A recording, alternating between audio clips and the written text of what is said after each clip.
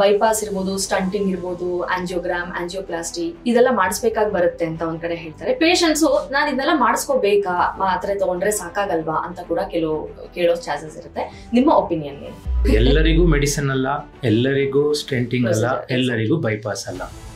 ಅವರ ಕಾಯಿಲೆಗೆ ಅನುಗುಣವಾಗಿ ಡಾಕ್ಟರ್ಸ್ ಏನು ಅಡ್ವೈಸ್ ಮಾಡ್ತಾರೋ ಅದನ್ನು ಫಾಲೋ ಮಾಡೋದು ಒಳ್ಳೆಯದು. ಎವ್ರಿ 60 ಬೀಟ್ಸ್ ಹಾರ್ಟ್ ಏನು ಪ್ರೊಡ್ಯೂಸ್ ಆಗುತ್ತೋ 60 ಬೀಟ್ಸು ಹಾರ್ಟಲ್ಲಿ ಒಂದು ಕರೆಂಟು ಉತ್ಪತ್ತಿ ಆಗುತ್ತೆ.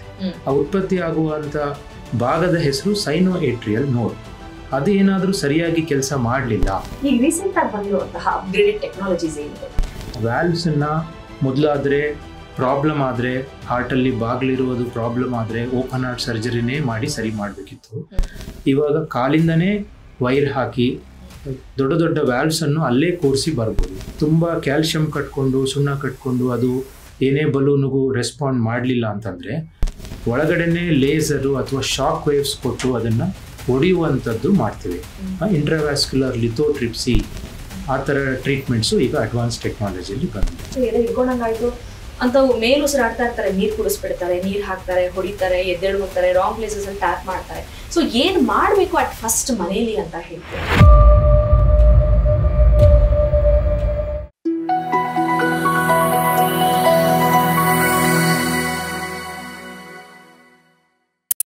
ಡಾಕ್ಟರ್, ಈ ಹಾರ್ಟ್ ಪ್ರಾಬ್ಲಮ್ ಅಂತ ಬಂದಾಗ ಬೈಪಾಸ್ ಇರ್ಬೋದು, ಸ್ಟಂಟಿಂಗ್ ಇರ್ಬೋದು, ಆಂಜಿಯೋಗ್ರಾಮ್, ಆಂಜಿಯೋಪ್ಲಾಸ್ಟಿ ಇದೆಲ್ಲ ಮಾಡಿಸ್ಬೇಕಾಗಿ ಬರುತ್ತೆ ಅಂತ ಒಂದ್ ಕಡೆ ಹೇಳ್ತಾರೆ. ಪೇಷಂಟ್ಸು ನಾನು ಇದನ್ನೆಲ್ಲ ಮಾಡಿಸ್ಕೋಬೇಕಾ, ಮಾತ್ರೆ ತಗೊಂಡ್ರೆ ಸಾಕಾಗಲ್ವಾ ಅಂತ ಕೂಡ ಕೇಳೋ ಚಾನ್ಸಸ್ ಇರುತ್ತೆ. ನಿಮ್ಮ ಒಪಿನಿಯನ್ ಏನು? ತುಂಬಾ ಜನ ಬರೋದು ಇದೆ, ಸೆಕೆಂಡ್ ಒಪಿನಿಯನ್, ಥರ್ಡ್ ಒಪಿನಿಯನ್ ಕೇಳೋದಕ್ಕೆ ಬರೋದು. ಸರ್ ಅವರು ಆಂಜಿಯೋಗ್ರಾಮ್ ಮಾಡಿದ್ರು, ಅದರಲ್ಲಿ ಬ್ಲಾಕೇಜಸ್ ಇದೆ ಅಂತ, ನಮಗೆ ಆಂಜಿಯೋಗ್ರಾಮ್ ಸ್ಟೆಂಟಿಂಗ್ ಮಾಡಿಸೋದಕ್ಕೆ ಮನ್ಸಿಲ್ಲ, ನಮಗೆ ಬೈಪಾಸ್ ಮಾಡ್ಲಿಕ್ಕೆ ಮನ್ಸಿಲ್ಲ, ನೀವು ಮೆಡಿಸಿನ್ಸ್ ಒಳ್ಳೇದು ಕೊಡಿ ಅಂತ ಬರ್ತಾರೆ. ಬಟ್ ಅದಕ್ಕೆ ಒಂದು ಸಿಂಪಲ್ ಆನ್ಸರ್ ಅಂತ ಇಲ್ಲ. ಅವರವರ ಪೇಷಂಟ್ದು ಕಂಡೀಷನ್ ಪ್ರಕಾರ ನಾವು ಹೇಳ್ಬೇಕಾಗುತ್ತೆ. ಎಷ್ಟೊಂದು ಜನಕ್ಕೆ ಪೇಯ್ನೇ ಇರೋದಿಲ್ಲ, ನಾವು ಟೆಸ್ಟ್ ಮಾಡಿದಾಗ ಡಿಟೆಕ್ಟ್ ಮಾಡ್ತೀವಿ. ಅಂಥವ್ರಿಗೆ ನಾವು ಬೇಡ, ಸ್ಟೇಬಲ್ ಆಗಿದ್ದೀರಾ, ಓಲ್ಡ್ ಏಜ್ ಇದೆ, ಬೇರೆ ಬೇರೆ ಕಾಯಿಲೆಗಳಿದೆ, ಕಿಡ್ನಿ ಪ್ರಾಬ್ಲಮ್ಸ್ ಇದೆ, ಸೊ ಆಂಜಿಯೋಗ್ರಾಮಿಗೆ ಹೋಗೋದು ಬೇಡ ನೀವು ಅಂತ ಹೇಳ್ತೀವಿ ಟೆಸ್ಟಿಗೆ. ಕೆಲವೊಬ್ಬರಿಗೆ ಆಂಜಿಯೋಗ್ರಾಮ್ ಮಾಡಿ ಬರೀ 60ರಿಂದ 70% ಬ್ಲಾಕ್ ಇರುತ್ತೆ. ಅಂಥವರಿಗೆಲ್ಲ ನಾವು ಎಷ್ಟು ಬ್ಲಾಕ್ ಇರಲಿ, 5 ಇರಲಿ, 6 ಇರಲಿ, 7 ಇರಲಿ, ಅದು ಒಂದು ಲಿಮಿಟ್ ಕ್ರಾಸ್ ಆಗಲಿಲ್ಲ, ಸೊ ನಿಮಗೆ ಸ್ಟೆಂಟಿಂಗ್ ಬೇಡ ಅಂತ ಹೇಳ್ತೀವಿ. ಕೆಲವೊಬ್ಬರಿಗೆ ಒಂದು ಬ್ಲಾಕ್ ಇರೋದಿಲ್ಲ, ಸುಮಾರು ಒಂದು 5-6 ಕಡೆ ಬ್ಲಾಕ್ ಇರುತ್ತೆ. ಅಂಥವರಿಗೆ ಒಂದು ಸ್ಟೆಂಟಿನಲ್ಲಿ ನಾವು ಹೆಲ್ಪ್ ಮಾಡೋದಕ್ಕೆ ಆಗೋದಿಲ್ಲ, ಅವರಿಗೆ ಬೈಪಾಸೇ ಬೇಕು, ಇದು ಬೈಪಾಸೇ ಬೆಸ್ಟ್ ಆಪ್ಷನ್ ಅಂತ ಹೇಳಿ. ಸೊ ಅವರವರ ಬಾಡಿ ಅಡ್ಜಸ್ಟ್ ಹೇಗೆ ಇದೆಯೋ, ಅವರ ಕಾಯಿಲೆಗಳು ಹೇಗಿದೆಯೋ ಅದನ್ನು ನೋಡಿಕೊಂಡು ನಾವು ಆಂಜಿಯೋಗ್ರಾಮ್, ಆಂಜಿಯೋಪ್ಲಾಸ್ಟಿ, ಸ್ಟೆಂಟಿಂಗ್ ಅಂತ ಡಿಸೈಡ್ ಮಾಡಬೇಕಾಗತ್ತೆ. ಬೈಪಾಸು ಅಷ್ಟೇ. ಈಗ 80 ವರ್ಷದವರು ನಡೆಯೋದಕ್ಕೆ ಕಷ್ಟ, ಅವರಿಗೆ ಬೈಪಾಸ್ ಮಾಡಿಸಿ ಅಂತ ಹೇಳಿ ಬರೀ ಆಂಜಿಯೋಗ್ರಾಮ್ ನೋಡ್ಕೊಂಡು ಹೇಳಿದರೆ ಬಾಡಿ ತಡ್ಕೊಳ್ಬೇಕಲ್ವ. ಸೊ ಹಾಗೆ ಯೂಶಲಿ ಕಾಮನ್ ಕ್ವಶನ್ಸ್ ಇದೆ, ಬಟ್ ಇದಕ್ಕೆ ಒಂದು ಸಿಂಪಲ್ ಆನ್ಸರ್ ಅಂತ ಇಲ್ಲ. ಇಲ್ಲ ಮೆಡಿಸಿನ್ ಅಲ್ಲೇ ನಾನು ಮ್ಯಾನೇಜ್ ಮಾಡಿ ಕೊಡ್ತೇನೆ, ದಿನಾ ಪೇನ್ ಬಂದು ಒದ್ದಾಡ್ತಾ ಇದ್ದವರಿಗೆ ನಾವು ಮೆಡಿಸಿನ್ಸ್ ಅಲ್ಲೇ ಬಿಟ್ರೆ ಒಂದು ದಿವಸ ಸಡನ್ ಆಗಿ ಅವರು ಹಾರ್ಟ್ ಅಟ್ಯಾಕ್ ಆಗಿ ಹೋಗ್ಬೋದು. ಸೊ ಇಲ್ಲ ಬರೀ 60ರಿಂದ 50% ಬ್ಲಾಕ್ ಇದ್ದವರಿಗೆ ಇದು ಬೇಕೇ ಬೇಕು ಅಂತ ಹೆದರ್ಸೋವಂಥದ್ದಲ್ಲ. ಸೊ ಯಾವ ಬ್ಲಾಕ್ಸ್ ಎಷ್ಟಿದೆಯೋ, ಎಲ್ಲೆಲ್ಲಿದೆಯೋ ಇದರ ಪ್ರಕಾರ ನಾವು ಬೈಪಾಸ್, ಆಂಜಿಯೋಪ್ಲಾಸ್ಟಿ ಅಂತ ಹೇಳಿ ಅಡ್ವೈಸ್ ಮಾಡ್ತೀವಿ. ಆಸ್ ಸಚ್ ನಮಗೆ ಈಗ ಕನ್ಫ್ಯೂಷನ್ ಸ್ಟೇಜಿಗೆ ಬಂದರೆ, ಮೆಡಿಸನ್ ಇರಲಿ ಅಥವಾ ಆಂಜಿಯೋಪ್ಲಾಸ್ಟಿ ಇರಲಿ, ಬಾರ್ಡರ್ ಲೈನ್ ಡಿಸೀಸ್ ಅಂತ ಬಂದಾಗ ನಾವು ಯೂಶಲಿ ಮೆಡಿಸನ್ಸ್ ಅನ್ನೇ ಪ್ರಿಫರ್ ಮಾಡೋದು. ಆಂಜಿಯೋಪ್ಲಾಸ್ಟಿ ಮತ್ತು ಬೈಪಾಸ್ನಲ್ಲಿ ಏನಾದರೂ ಕನ್ಫ್ಯೂಷನ್ ಲೆವೆಲ್ಗೆ ಬಂದರೆ ಅಥವಾ ಬಾರ್ಡರ್ ಲೈನ್ ಡಿಸೀಸ್ ಬಂದರೆ ಅಂಥವರಿಗೆ bypass is a better option ಅಂತ ಹೇಳ್ತೀವಿ. ಲಾಂಗ್ ಟರ್ಮಿನಲ್ಲಿ ಅವರದೇ ಕಾಲದ ರಕ್ತನಾಳ ತೆಗೆದು ಹಾಕಿರೋದ್ರಿಂದ ಅದು ಬಾಳಿಕೆ ಬರೋದಾಗ್ಲಿ ಅಥವಾ ಹಾಳಾಗದೇ ಇರುವುದಾಗ್ಲಿ, ಸ್ಟೆಂಟಲ್ಲಿ ಮತ್ತೆ ಬ್ಲಾಕ್ ಆಗದೇ ಇರುವಾಗ ಇದೆಲ್ಲ ಬೈಪಾಸ್ನಲ್ಲಿ ಲಾಂಗ್ ಟರ್ಮಿನಲ್ಲಿ ಒಳ್ಳೆಯದು ಕಂಪೇರ್ಡ್ ಟು ಸ್ಟೆಂಟಿಂಗ್. ಸೊ ಇದು ಎರಡರ ಮಧ್ಯದಲ್ಲಿ ಚೂಸ್ ಮಾಡಬೇಕು ಅಂತ ಬಂದಾಗ ನಾವು ಈ ಥರ ಚೂಸ್ ಮಾಡ್ತೀವಿ. ಅದರ್ವೈಸ್ ಅವರವರ ಬಾಡಿಗೆ, ಅವರವರ ಕಾಯಿಲೆಗೆ ಯಾವುದು ಬೇಕೋ ಅದನ್ನೇ ಡಾಕ್ಟರ್ಸ್ ಚೂಸ್ ಮಾಡಬೇಕಾಗುತ್ತೆ. ಜನರಿಗೆ ಒಂದು ಆಂಗ್ಸೈಟಿ ಇರುತ್ತೆ, ಅಯ್ಯೋ ಪ್ರೊಸೀಜರ್ ಮಾಡಿಸ್ಕೊಂಡ್ಬಿಟ್ಟು ಸುಧಾರಿಸ್ಕೊಳಕ್ಕೆಲ್ಲ ಟೈಮ್ ಬೇಕು, ಆಮೇಲೆ ನಾನು ಬೆಡ್ ರೆಸ್ಟ್ ತಗೋಬೇಕು, ಮನೇಲಿ ಒಬ್ರು ನೋಡ್ಕೋಬೇಕು, ಮಾತ್ರೆ ಕೊಟ್ಬಿಟ್ಟು ತಗೊಂಡ್ಬಿಡ್ತೀನಿ ಅನ್ನೋರಿಗೆ ಈ ಉತ್ತರ ಆಗ್ಲಿ ಅನ್ನೋ ನಿಟ್ಟಿನಲ್ಲಿ ಇದನ್ನ ಕೇಳಿದೆ. ಎಲ್ಲರಿಗೂ ಮೆಡಿಸಿನ್ ಅಲ್ಲ, ಎಲ್ಲರಿಗೂ ಸ್ಟೆಂಟಿಂಗ್ ಅಲ್ಲ, ಎಲ್ಲರಿಗೂ ಬೈಪಾಸ್ ಅಲ್ಲ. ಅವರ ಕಾಯಿಲೆಗೆ ಅನುಗುಣವಾಗಿ ಡಾಕ್ಟರ್ಸ್ ಏನ್ ಅಡ್ವೈಸ್ ಮಾಡ್ತಾರೋ ಅದನ್ನ ಫಾಲೋ ಮಾಡೋದು ಒಳ್ಳೇದು. ಎಸ್, ನಾವು ಇವಾಗಲೇ ಆಂಜಿಯೋಗ್ರಾಮ್, ಆಂಜಿಯೋಪ್ಲಾಸ್ಟಿ, ಸ್ಟಂಟಿಂಗ್ ಅಂತ ಮಾತಾಡ್ತಿದೀವಲ್ಲ, ಐ ಆಮ್ ಜಸ್ಟ್ ಕ್ಯೂರಿಯಸ್, ಅದು ಹೇಗ್ ಆಗುತ್ತೆ ಅಂತ ತಿಳ್ಕೊಳ್ಳೋ ಕ್ಯೂರಿಯಾಸಿಟಿ ನನಗೆ. So what exactly happens doctor? Angiogram ಅನ್ನೋದು ಒಂದು ಟೆಸ್ಟ್. ಆಂಜಿಯೋಗ್ರಾಮ್ ನಲ್ಲಿ ಕಾಲಿಂದ ವೈರ್ನ ಪಾಸ್ ಮಾಡ್ತೀವಿ. ಆ ವೈರು ಹಾರ್ಟ್ ಹತ್ರ ಹೋಗುತ್ತೆ. ಆ ವೈರಿಂದ ನಾವು ಒಂದು ಟ್ಯೂಬ್ನ ಪಾಸ್ ಮಾಡ್ತೀವಿ. ಆ ಟ್ಯೂಬಿನ ಹೆಸರು ಕೆಥೇಟರ್ ಅಥವಾ ಗೈಡ್ ಅಂತ ಹೇಳ್ತೀವಿ. ಆ ಟ್ಯೂಬ್ ಮುಖಾಂತರ ನಾವು ಇಂಜೆಕ್ಷನ್ಸ್ ಕೊಟ್ಟು ಆ ಇಂಜೆಕ್ಷನ್ ಎಲ್ಲೆಲ್ಲಿ ಹೋಗ್ತಾ ಇದೆಯೋ ರೇಡಿಯೋ ಓಪೇಕ್ ಮಾರ್ಕರ್ ಅದು ಇಂಜೆಕ್ಷನ್ ಅದು. ಸೊ ನಮ್ಮ ಫ್ಲೂರೋಸ್ಕೋಪಿ ಅನ್ನೋದು ಒಂದು ಎಕ್ಸ್ರೇ ಟೈಪ್ ಇದು ಟಿವಿಯಲ್ಲಿ ಎಲ್ಲೆಲ್ಲಿ ಹೋಗ್ತಾ ಇದೆ ಅನ್ನೋದು ನಮಗೆ ಇಂಜೆಕ್ಷನ್ ಗೊತ್ತಾಗುತ್ತೆ. ಎಲ್ಲೆಲ್ಲಿ ಬ್ಲಾಕ್ ಇರುತ್ತೋ ತಡೆ ಇರುತ್ತೋ ಅದಕ್ಕೆ ಅದನ್ನ ಕ್ಲೀನಾಗಿ ನಾವು ಒಂದು ಫ್ಲೂರೋಸ್ಕೋಪಿ ಮೋಷನ್ ಪಿಕ್ಚರ್ನಲ್ಲಿ ನೋಡ್ಬೋದು. ಒಂದು ಸಲ ಟೆಸ್ಟ್ ಮಾಡಿದ್ಮೇಲೆ ಟ್ಯೂಬ್ ಹೇಗೂ ಪಾಸ್ ಮಾಡಿರ್ತೇವೆ ಕಾಲಿಂದ ಹಾರ್ಟ್ ಒಳಗೆ ಹೋಗಿರುವಂಥದ್ದು, ಅದೇ ಟ್ಯೂಬ್ ಮುಖಾಂತರ ಒಂದು ವೈರ್ ಪಾಸ್ ಮಾಡಿ ಆ ವೈರ್ ಮುಖಾಂತರ ಬಲೂನ್ನ ಪಾಸ್ ಮಾಡಿ ಬಲೂನ್ನ ದೊಡ್ಡದು ಮಾಡಿದರೆ ಬ್ಲಾಕೇಜಸ್ ಅಂಟ್ಕೊಂಡಿರುವಂಥ ಕೊಲೆಸ್ಟ್ರಾಲ್ದು ಆ ಬ್ಲಾಕೇಜಸ್ ಎಲ್ಲ ಓಪನ್ ಅಪ್ ಆದ ಹಾಗೆ ಆಗುತ್ತೆ. ಸೊ ಓಪನ್ ಅಪ್ ಮಾಡಿದ ನಂತರ ನಾವು ಅದ್ರ ಮೇಲೆ ಒಂದು ಮೆಶ್ ಲೇಯರ್ ಸ್ಟೇನ್ಲೆಸ್ ಸ್ಟೀಲ್ ಅಥವಾ ಕೋಬಾಲ್ಟ್ ಕ್ರೋಮಿಯಮ್ದು ಮೆಶ್ ಲೇಯರ್ನ ಕೂರಿಸಿ ಬಂದ್ಬಿಡ್ತೇವೆ. This is called stenting. ಇದು ಕಾಮನ್ ಆಗಿ ಮಾಡುವಂಥ ಕೊರೊನರಿ ಆಂಜಿಯೋಗ್ರಾಮ್ ಆಂಜಿಯೋಪ್ಲಾಸ್ಟಿದು ಸ್ಟೆಂಟಿಂಗ್ ಪ್ರೊಸೀಜರ್. ಇನ್ನೊಂದು ಪ್ರೊಸೀಜರ್ ನಾವು ಮಾಡೋದು ಪೇಸ್ ಮೇಕರ್ ಅಂತ ಹೇಳಿ. ಪೇಸ್ ಮೇಕರ್ನಲ್ಲಿ ಒಂದು ಬ್ಯಾಟ್ರಿ ಟೈಪ್ದು ಮೆಷಿನ್ ಇರುತ್ತೆ. ಅದನ್ನ ನಮ್ಮ ಎಡಗಡೆ ಅಥವಾ ಬಲಗಡೆ ಪೆಕ್ಟೋರಲ್ ರೀಜನ್ ಎದೆಯ ಭಾಗದ ಹತ್ರ ಚೆಸ್ಟ್ದು ಸ್ಕಿನ್ ಒಳಗಡೆ ಅದನ್ನ ಕೂರಿಸಿ ಅದರಿಂದ ಒಂದು ವೈರ್ ಕನೆಕ್ಷನ್ ಹಾರ್ಟ್ ಒಳಗಡೆ ಕೊಟ್ಟಿರ್ತೇವೆ. ಕರೆಂಟು ಯಾವಾಗ ಹಾರ್ಟಿನಲ್ಲಿ ಪ್ರೊಡ್ಯೂಸ್ ಆಗೋದು ಉತ್ಪತ್ತಿ ಆಗೋದು ಕಡಿಮೆ ಆಗುತ್ತೋ ಅಥವಾ ಜಾಸ್ತಿ ಆಗುತ್ತೋ ಆ ಟೈಮಿನಲ್ಲಿ ಇದು ಶಾಕ್ ಟೈಪ್ ಒಂದು ಎಲೆಕ್ಟ್ರಿಕಲ್ ಇಂಪಲ್ಸ್ನ ಕೊಟ್ಟು ಅದನ್ನ ಜಾಸ್ತಿ ಇದ್ರೆ ಕಡಿಮೆ ಮಾಡುತ್ತೆ ಶಾಕ್ ಕೊಟ್ಟು, ಅಥವಾ ಕಡಿಮೆ ಇದ್ರೆ ಅದು ನೋಡ್ಕೊಂಡು ಜಾಸ್ತಿ ಮಾಡುತ್ತೆ. ಸೊ ಇದಕ್ಕೆ ನಾವು ಪೇಸ್ ಮೇಕರ್ ಅಂತ ಹೇಳಿ ಪ್ರೊಸೀಜರ್. ಈ ಶಾಕ್ ಕೊಟ್ಟು ಮಾಡುತ್ತೆ ಅಂದಾಗ ಅದು ಶಾಕ್ ಕೊಡೋದು ಅಂದ್ರೆ ಮನುಷ್ಯನಿಗೆ ಗೊತ್ತಾಗುತ್ತೆ. ಇವಾಗ ನನಗೆ ಹಾಕಿದಾರೆ ಪೇಸ್ ಮೇಕರ್ ಅಂದ್ರೆ ಆ ಶಾಕ್ ಇವಾಗ ಎಲೆಕ್ಟ್ರಿಕ್ ಶಾಕ್ ಹೊಡ್ಸ್ಕೊಂಡ್ರೆ ನಮ್ಗೊಂದು ಫೀಲ್ ಆಗುತ್ತೆ, ಬೆಚ್ಚ ಬಿದ್ದಂಗೆ ಆಗುತ್ತಲ್ವಾ, ಒಳಗಡೆ ಆದಾಗ ನಮ್ಗೆ ಅದು ಫೀಲ್ ಆಗುತ್ತಾ? ತುಂಬಾ ಕಡಿಮೆ ಇಂಟೆನ್ಸಿಟಿ ಆಫ್ ಶಾಕ್ ಕೊಡುತ್ತೆ in terms of milli ampere. So patients ತುಂಬಾ ಕಾನ್ಸಂಟ್ರೇಟ್ ಮಾಡಿದ್ರೆ ಅವ್ರಿಗೆ ಶಾಕ್ ಹೊಡಿಯೋದು ಗೊತ್ತಾಗುತ್ತೆ ಅವರಿಗೆ. ಎಷ್ಟೊಂದು ಜನ ಹಾಗೆ ಬರ್ತಾರೆ. ಕೆಲವೊಂದ್ಸಲ ಇದೆಲ್ಲ because these are all machines, these are not humans. ಕೆಲವೊಂದ್ಸಲ ತಪ್ಪಾಗಿ ಅದು ಗ್ರಹಿಸಿ ಇಲ್ಲ ಹಾರ್ಟ್ ತಪ್ಪಾಗಿ ಹೊಡ್ಕೊಳ್ತಾ ಇದೆ ಅಂತ ಹೇಳಿ ಪದೇ ಪದೇ ಶಾಕ್ ಕೊಡುತ್ತೆ. ಸೊ ಅಂತ ಕೇಸ್ನಲ್ಲಿ ನಾವು ಟ್ರಬಲ್ ಶೂಟ್ ಮಾಡಬೇಕಾಗತ್ತೆ. ಪೇಷಂಟಿಗೆ ಕರೆದು ಅವ್ರನ್ನ ನಿಜವಾಗ್ಲೂ ಅದು ಸರಿಯಾಗಿ ಕಂಡುಹಿಡಿತಾ ಇದೆಯಾ ಅಥವಾ ನಾರ್ಮಲ್ ಹಾರ್ಟ್ ಬೀಟನ್ನೇ ಅಬ್ನಾರ್ಮಲ್ ಕಂಡುಹಿಡಿದು ಪದೇ ಪದೇ ಶಾಕ್ ಕೊಡ್ತಾ ಇದೆಯಾ ಅಂತೆಲ್ಲ ನಾವು ಕಂಡುಹಿಡಿತೇವೆ. ಸೊ ಅಂತ ಕೇಸಿನಲ್ಲಿ ಪೇಷಂಟ್ ಬರೋದೇ ಹಾಗೆ, ಸರ್ ನನಗೆ ಪದೇ ಪದೇ ಶಾಕ್ ಕೊಡ್ತಾ ಇದೆ, ನನಗೆ ಶಾಕ್ ತಡ್ಕೊಳ್ಲಿಕ್ಕೆ ಆಗ್ತಾ ಇಲ್ಲ ಅಂತ ಹೇಳಿ. But otherwise they are usually generally safe. ಆ ಶಾಕ್ ಅನ್ನ ಅಷ್ಟು ಅವರಿಗೆ ಪ್ರಾಬ್ಲಮ್ ಆಗುವ ಹಾಗೆ ಅದು ಗೊತ್ತಾಗೋದಿಲ್ಲ ಅವರಿಗೆ. ಅದು ಯೂಶಲಿ ಒಳಗಾಗ್ತಿರೋ ಆ ಎಲೆಕ್ಟ್ರಿಸಿಟಿ ಏನ್ ಜನರೇಟ್ ಆಗ್ತಿದೆ ಅದನ್ನ ಬ್ಯಾಲೆನ್ಸ್ ಮಾಡೋ ಕೆಲಸನ ಈ ಪೇಸ್ ಮೇಕರ್ ಮಾಡುತ್ತೆ. ಕಮ್ಮಿ ಆದಾಗ ಜಾಸ್ತಿ ಆಗಕ್ಕೆ ನಾರ್ಮಲ್ ರೇಂಜ್ ಏನ್ ಬೇಕೋ ಅದ್ ಮಾಡುತ್ತೆ, ಜಾಸ್ತಿ ಆದಾಗ ಮತ್ತೆ ನಾರ್ಮಲ್ ತರಕ್ಕೆ ಏನ್ ಬೇಕೋ ಅದ್ ಮಾಡುತ್ತೆ. ನಮ್ಮ ಬಾಡಿ ಇಡೀ ಎಲೆಕ್ಟ್ರಿಕಲ್ ಪ್ರೋಸೆಸ್ ನಡೀತಾ ಇರುತ್ತೆ. ಬ್ರೈನ್ ಇರ್ಲಿ ಹಾರ್ಟ್ ಇರ್ಲಿ, ಸೊ ಏನೇ ಇರ್ಲಿ ಎಲೆಕ್ಟ್ರಿಕಲ್ ಪ್ರೋಸೆಸ್ ಸರಿ ಆಗ್ಲಿಲ್ಲ ಅಂದ್ರೆ ಅದು ಮಾಲ್ ಫಂಕ್ಷನಿಂಗ್ ಸ್ಟಾರ್ಟ್ ಆಗುತ್ತೆ, ಅದು ಸರಿಯಾಗಿ ಕೆಲಸ ಮಾಡೋದಿಲ್ಲ. ಹಾರ್ಟ್ ಒಂದು ಎಲೆಕ್ಟ್ರಿಕಲ್ದು ಕೇಂದ್ರ ಬಿಂದು. ಬಿಕಾಸ್ ಹಾರ್ಟ್ ಪಂಪ್ ಆಗ್ಬೇಕಿದ್ರೆ ಫಸ್ಟ್ ಎಲ್ಲಿಂದನೋ ಕರೆಂಟ್ ಅಲ್ಲಿಗೆ ಬರೋದಿಲ್ಲ, ಅಲ್ಲೇ ಒಂದು ಉತ್ಪತ್ತಿ ಆಗ್ಬೇಕು. ಎವ್ರಿ 60 ಬೀಟ್ಸ್ ಹಾರ್ಟ್ ಏನು ಪ್ರೊಡ್ಯೂಸ್ ಆಗುತ್ತೋ 60 ಬೀಟ್ಸು ಹಾರ್ಟ್ ಅಲ್ಲಿ ಒಂದು ಕರೆಂಟ್ ಉತ್ಪತ್ತಿ ಆಗುತ್ತೆ. ಆ ಉತ್ಪತ್ತಿ ಆಗುವಂತ ಭಾಗದ ಹೆಸರು ಸೈನೋ ಏಟ್ರಿಯಲ್ ನೋಡ್.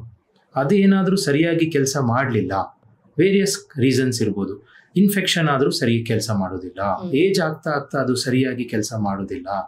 ಸೊ ಈ ತರ ಯಾರಿಗೋ ಒಬ್ರು ಏಟ್ ಆಯ್ತು, ಟ್ರಾಮಾ ಇಂಜುರಿ ಆಯ್ತು, ಸೊ ಕೆಮಿಕಲ್ಸ್ ಏನೋ ತಗೊಂಡ್ರು, ಕ್ಯಾನ್ಸರ್ ಕೀಮೋಥೆರಪಿ ತಗೊಂಡ್ರು, ಅಂಥವರಿಗೆ ಅದು ಮಾಲ್ ಫಂಕ್ಷನ್ ಆಗಿ ಸರಿಯಾಗಿ ಕೆಲಸ ಮಾಡಲಿಲ್ಲ ಅಂದ್ರೆ ಈ ತರ ಎಲೆಕ್ಟ್ರಿಕಲ್ ಡಿಸ್ಟರ್ಬೆನ್ಸಸ್ ಅಥವಾ ಕಂಡಕ್ಷನ್ ಅಬ್ನಾರ್ಮ್ಯಾಲಿಟಿ ಸ್ಟಾರ್ಟ್ ಆಗುತ್ತೆ ಹಾರ್ಟ್ ನಲ್ಲಿ.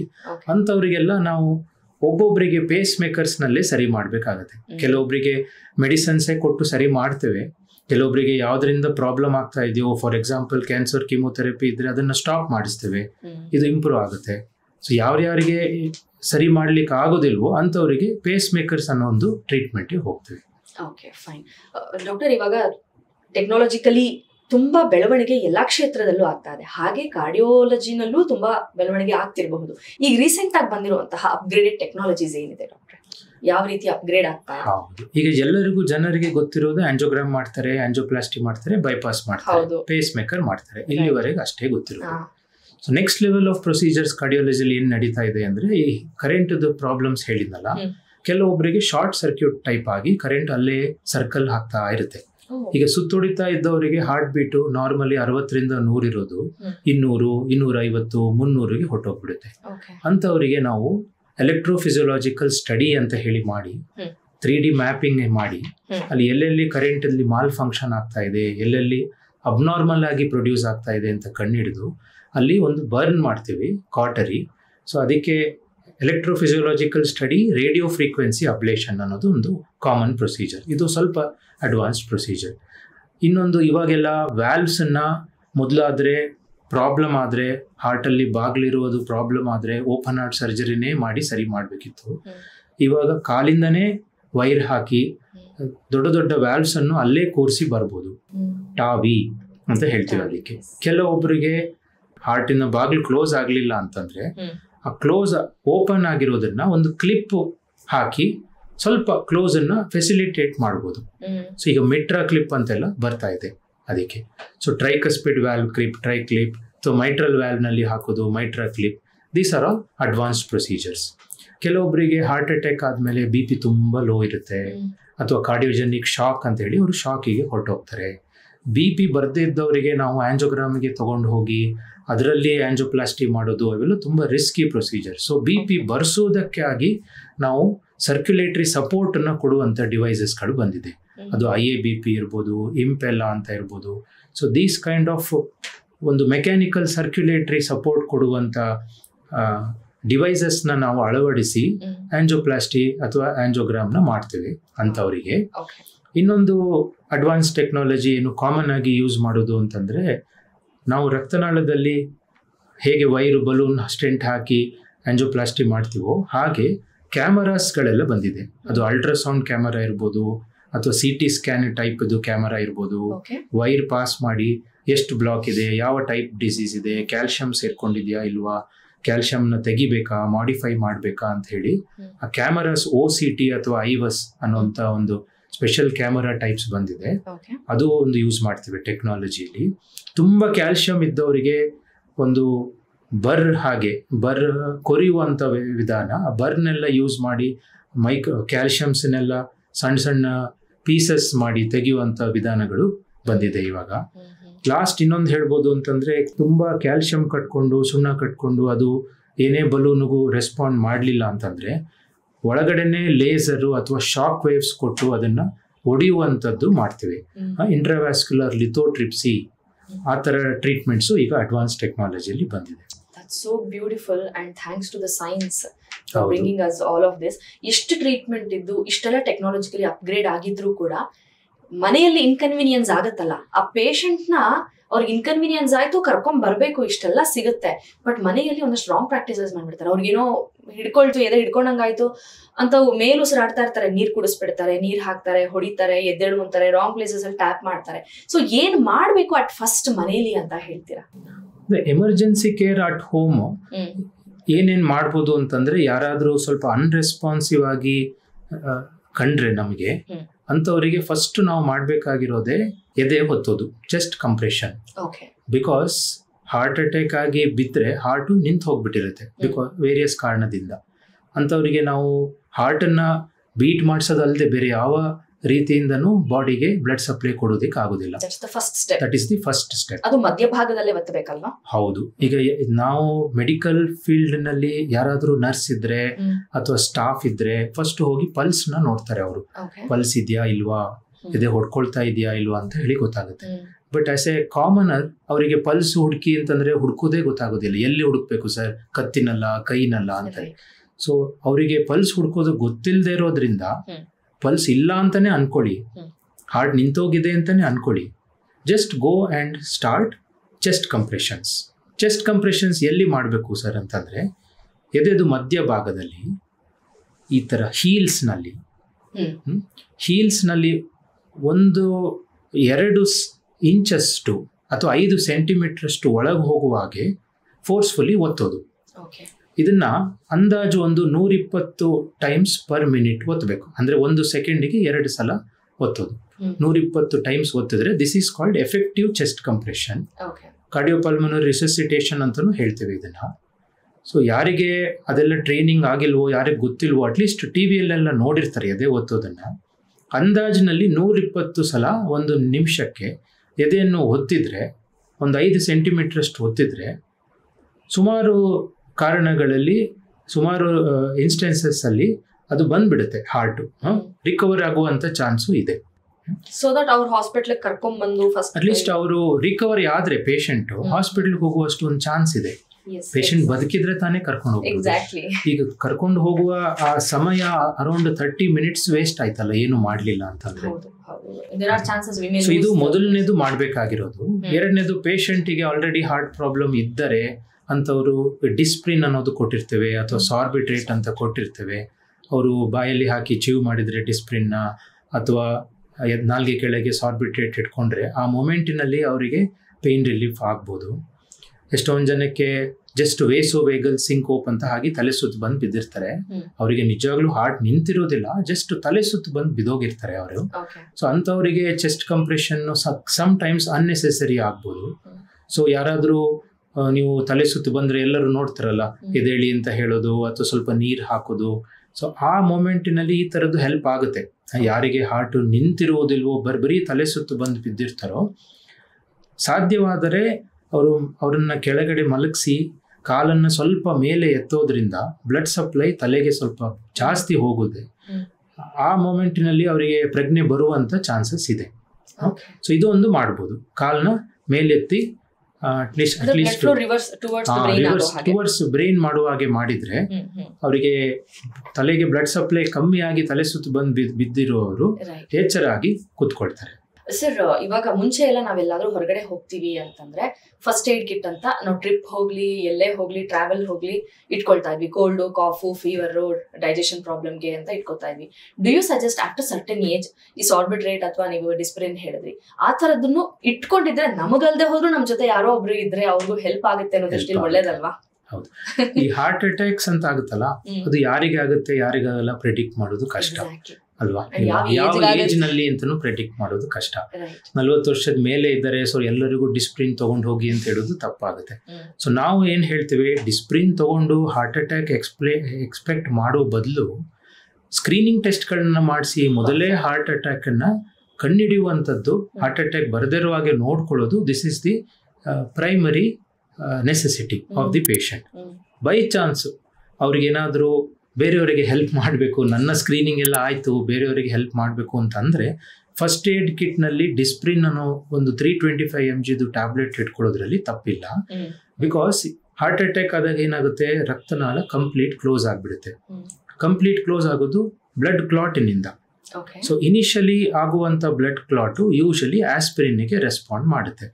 ಅದು ಆಸ್ಪಿರಿನ್ ಅನ್ನೋದು blood thinner, anti platelet agent. So ಪ್ಲೇಟ್ಲೆಟ್ಸೇ ಅಲ್ಲಿ ಹೋಗಿ ಕ್ಲಾಟ್ ಫಾರ್ಮ್ ಆಗಿರೋದ್ರಿಂದ ಫಸ್ಟು ನಾವು ಡಿಸ್ಪ್ರಿನ್ ತಗೊಂಡ್ರೆ ಕ್ಲಾಟ್ ಕರಗಿ ಬ್ಲಡ್ ಸಪ್ಲೈ ಬರುವಂಥ ಚಾನ್ಸ್ ಇದೆ. ಅದನ್ನು ಬಾಯಲ್ಲಿ ಹಾಕಿ ಚೀವ್ ಮಾಡಿದರೆ ಅಬ್ಸಾರ್ಪ್ಷನ್ ಇನ್ನೂ ಜಾಸ್ತಿ ಆಗಿ ಬೇಗ ಕರಗುವಂಥ ಚಾನ್ಸ್ ಇದೆ. ಸೊ ಇದು ಫಸ್ಟ್ ಏಡ್ ಕಿಟ್ನಲ್ಲಿ ಇಟ್ಕೊಳ್ಳೋದು ಡೆಫಿನೆಟ್ಲಿ ಅಡ್ವೈಸಬಲ್.